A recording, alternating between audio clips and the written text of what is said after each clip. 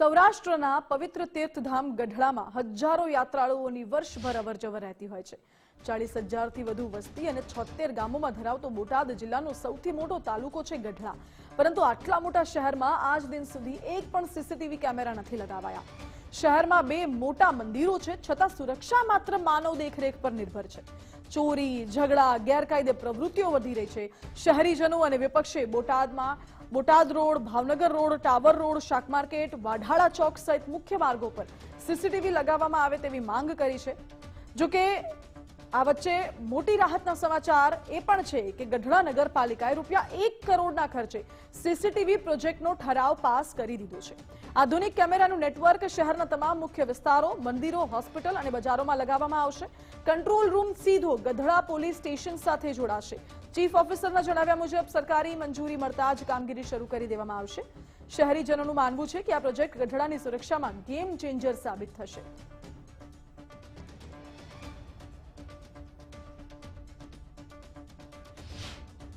બે વિશ્વવિખ્યાત મંદિરો આવેલા છે, દેશ વિદેશથી યાત્રાળુઓ આવે છે અને ગઢડામાં ક્રાઇમ રેટ હાલ કોર્ટમાં હું પ્રેક્ટિસ કરું છું, ક્રાઇમ રેટ દિવસે ને દિવસે વધતો જાય છે। બેન દીકરીઓની છેડતી, ચોરીના બનાવો, એક્સિડન્ટના બનાવો, બેફામ વાહનો ચલાવીને અમુક આવારા તત્વો બેફામ વાહનો ચલાવે છે અને એક્સિડન્ટને ઘણાના મોત પણ નીપજે છે। ગઢડા MM હાઈસ્કૂલ 4 રસ્તા, બોટાદ રોડ, મંદિર રોડ માં વ્યાપક પ્રમાણમાં જે અનિચ્છનીય બનાવો ન બને તે માટે સીસીટીવી કેમેરાની બહુ તાતી જરૂરિયાત છે અને તંત્ર દ્વારા આ સીસીટીવી કેમેરા જો તાત્કાલિક ધોરણે આ બધા રસ્તાઓ, મેઇન રસ્તાઓ છે, અંદરના રસ્તાઓ છે, એમાં મૂકવામાં આવે।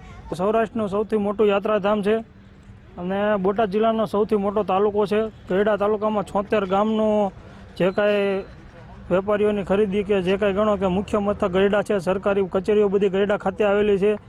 તો જ્યારે અવારનવાર ચોરીના બનાવો તેમજ હિટ એન્ડ રનના બનાવો બની રહ્યા છે, તો અમારી તંત્ર પાસે એવી માંગ છે કે તાત્કાલિક ગઢડા શહેરના મુખ્ય રસ્તાઓ અને બજારોમાં સીસીટીવી નાખવામાં આવે, જેથી કરી ગઢડાના વેપારીઓ અને લોકોની સુરક્ષા જળવાઈ રહે। રહેણાંકીય વિસ્તારોવાળા અહીંયા નગરમાં ખરીદી માટે આવે છે, તેમજ યાત્રાળુ સૌથી સ્વામિનારાયણ ભગવાનનું મુખ્ય મંદિર અહીંયા આવેલા છે, તો યાત્રાળુઓ પણ વિશાળ આવે છે, જેને લઈને મુખ્ય માર્ગો પણ અહીંયા ગઢડાથી જ પ્રસાર થાય છે। તો સુરક્ષા માટે અવારનવાર અનિચ્છનીય બનાવ બને છે, જેમાં સુરક્ષાને પોલીસને કોઈ બનાવનો ડિટેક્ટ ન થઈ શકે એવું હોય તો સીસીટીવી કેમેરા હોય તો ડિટેક્ટ પોલીસ સરળતાથી કરી શકે અને કોઈની સાથે એવો બનાવ બન્યો હોય તો તેને પૂરેપૂરું પોલીસ સહકાર આપે। તેના માટે અમે અવારનવાર રજૂઆત પણ નગરપાલિકામાં કરી છે અને અત્યારે પણ રજૂઆત કરેલી છે। જો નહીં કરવામાં આવે તો જે પણ કરવામાં આવે, જે પણ કરવું પડશે તે અમે કોંગ્રેસ પરિવાર અમે સાથે રાખીને ગઢડા નગરપાલિકાને ઘેરવાનો પણ પ્રયાસ કરશું। આ બાબત અમારા ધ્યાને આવી છે। ટૂંક સમયમાં નગરપાલિકા ગઢડા દ્વારા અંદાજિત ₹1 કરોડના ખર્ચે નગરપાલિકાના તમામ વિસ્તારો કવર થઈ જાય અને તમામ ધાર્મિક સ્થાનો કવર થઈ જાય તે રીતે અમે સીસીટીવીનું નેટવર્ક ઊભું કરવા જઈ રહ્યા છીએ। આ બાબતે અમે પોલીસ વિભાગ જોડે સંકલન કર્યું છે। પોલીસ વિભાગ દ્વારા પણ આ બાબતે સંમતિ આપવામાં આવે છે। આ નવીન પ્રોજેક્ટનો અત્યારે ઠરાવ થઈ ગયો છે અને આ એસ્ટિમેટની કામગીરી હાલ ચાલુ છે। ટૂંક સમયમાં અમે સરકારશ્રીમાં એને મંજૂરી અર્થે મોકલી આપીશું। અંદાજિત ₹1 કરોડના ખર્ચે સીસીટીવીનું નેટવર્ક ઊભું કરવાનું આયોજન છે, જેનો પોલીસ સ્ટેશન ખાતે તેનો કંટ્રોલ અને કમાન્ડિંગ સેન્ટર અમે ઊભું કરવાના છીએ।